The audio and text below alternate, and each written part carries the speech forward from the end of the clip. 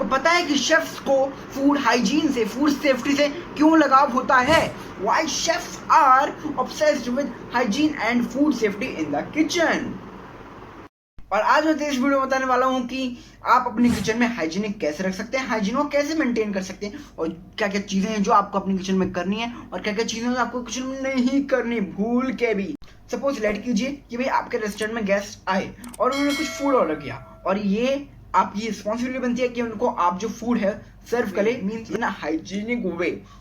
और जो खाना बनना चाहिए, खाने के रॉ मटेरियल से बनने तक, उसके जो है हमारे कस्टमर के टेबल तक पहुंचने तक जो है हमारा सारा जो भी मेथड होना चाहिए, सारा प्रोसेस हाइजीनिक तरीके से होना चाहिए। सारे जो रूल्स एंड रेगुलेशन है उनको फॉलो करते होना चाहिए, फूड सेफ्टी को फॉलो करते होना चाहिए।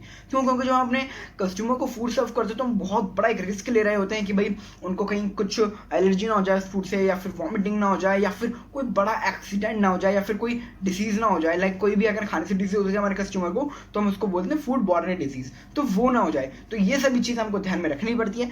अगर आप एक चीज़ करें अपने किचन में तो आपको ये चीज़ों का ध्यान रखना ही नहीं पड़ेगा, इतनी सोचना नहीं पड़ेगा ये ना हो जाए वो ना हो जाए। क्या चीज़? वो है हाइजीन। जी हाँ, अगर आप अपने किचन में हाइजीन मेंटेन करके रखेंगे, हाइजीनिक वे में आप कुक फूड करेंगे, आप अपने फूड को कुक करेंगे, सर्व करेंगे, सब चीज़ें हाइजीनिक वे में करेंगे और फूड सेफ्टी को रेगुलेट करेंगे, तो इन चीज़ों की नौबत आएगी ही नहीं कभी। इसी चीज़ के बारे में आज हम अपनी वीडियो में बात करने वाले हैं। देखिए, अगर हमारे खाने में बैक्टीरिया और हम उसको कस्टमर को सर्व कर देते हैं तो उससे उनको डिसीज हो जाएगी, तो उसे क्या बोलेंगे? Food borne disease. इसका मीनिंग हुआ कि अगर कोई भी डिजीज खाने के थ्रू हुई है, खाने के थ्रू होने वाली जो डिसीज है उनको हम बोलते हैं फूड बॉर्न डिजीज।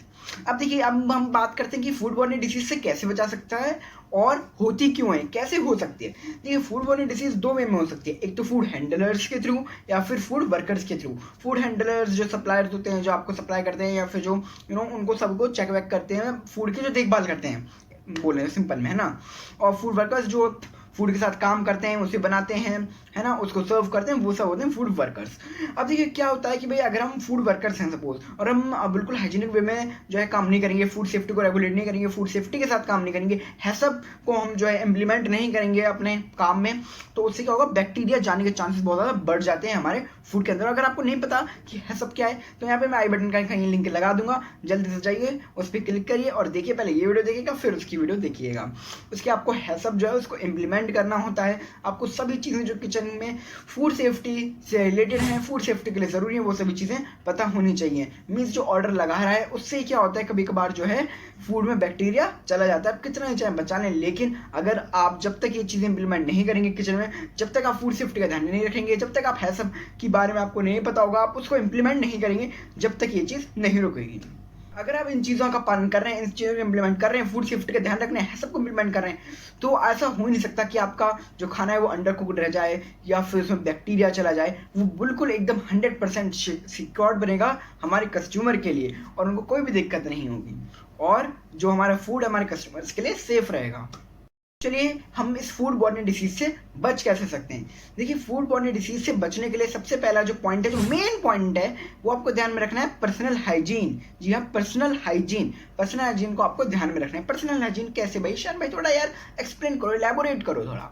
देखिए, पर्सनल हाइजीन मीन्स सपोज आपके नेल्स बहुत बड़े बड़े हैं ना, और आप जो है फूड को कुक कर रहे हो, और फिर कुक हो गया तो आप चेक कर रहे हो कि भाई कितना हुआ है, क्या इसका टेस्ट सही है, सभी चीज़ें ठीक है। जो टेस्ट करने के लिए आपने उंगली से टेस्ट कर लिया, तो क्या होगा कि जो उंगली में आपके जो नेल्स में जो बैक्टीरिया होंगे, वो जो बैक्टीरिया होंगे वो ट्रांसफर कर जाएंगे हमारे फूड में, जिससे क्या होगा? हमारे कस्टमर को फूड बॉर्न डिसीज हो सकती है। और एक ये भी मेथड हो सकता है, एक वे मेथड नहीं होता, वे हो सकता है, और एक ये भी वे हो सकता है कि भाई आपके बाल से बहुत बहुत लंबे लंबे हैं, तो वो आपने और शेफ कैप अच्छे से नहीं पहनी हुई, तो उसके वजह से क्या होगा? जो आपके बाल होंगे वो हमारे फूड में गिर जाएंगे, जिससे क्या हो जाएगा? फिजिकल हैजार्ड हो जाएगा, और हमारे कस्टमर को फूड बॉर्न डिसीज हो सकती है। अगर आपको थोड़ी टर्म्स ना समझ में आ रही हो तो मैंने आपसे जैसे ही बोला था, मेरी हैसअप की वीडियो में आप जाइएगा, हैसअप एंड टेम्परेचर मैनेजमेंट मैंने एक वीडियो बना रखी है, यहाँ पे आपको थंबनेल भी लगा देता हूँ। इस वीडियो में मैंने अच्छे से आपको समझा रखा है कि भाई क्या चीज़ हमको कहाँ पे यूज़ करनी चाहिए, ये टर्म क्या है, फिजिकल हैजार्ड क्या होते हैं, और भी बहुत सारी चीज़ें हैं, जल्दी से जाइए आप देख लीजिएगा। तो इसके लिए हमारा जो सोल्यूशन है वो आता है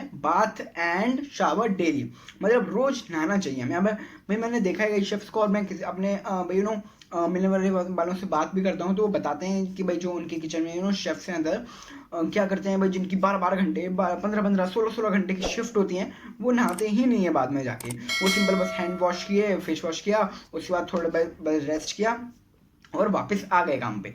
तो ये बहुत ज़्यादा गलत चीज़ है।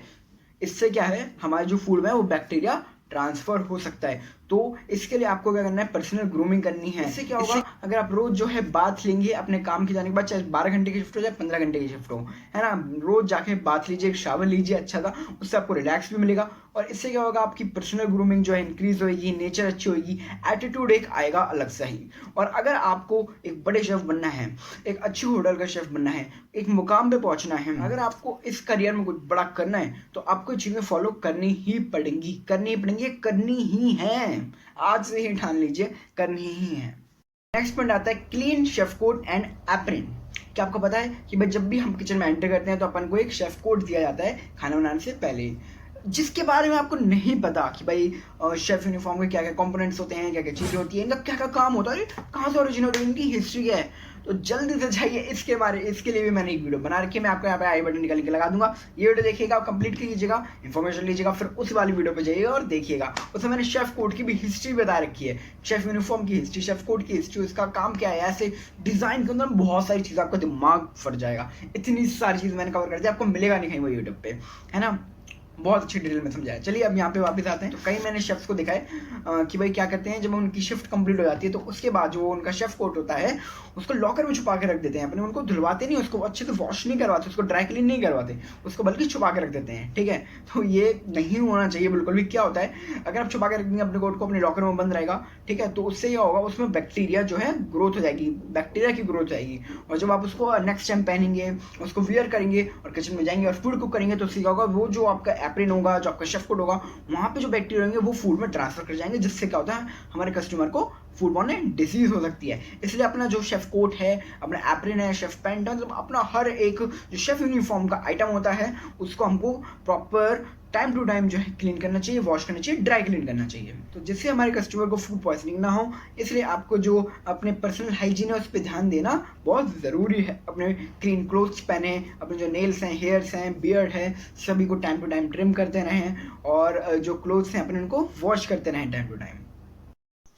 तो ये था इस वीडियो का पार्ट 1। आई होप आपको अच्छा लगा होगा, और इसी वीडियो को हम कंटिन्यू करने वाले हैं अपने पार्ट 2 में, जो कि 2 to 3 डेज बाद ही आ जाएगा। और जब तक मेरे को भूल मत जाना, मेरे को याद रखना, जल्दी ये सेकंड पार्ट भी आ जाएगा, और उसमें मैं आपको और अच्छी तरीके से और ज़्यादा नॉलेज इस चीज़ के बारे में देने वाला हूँ।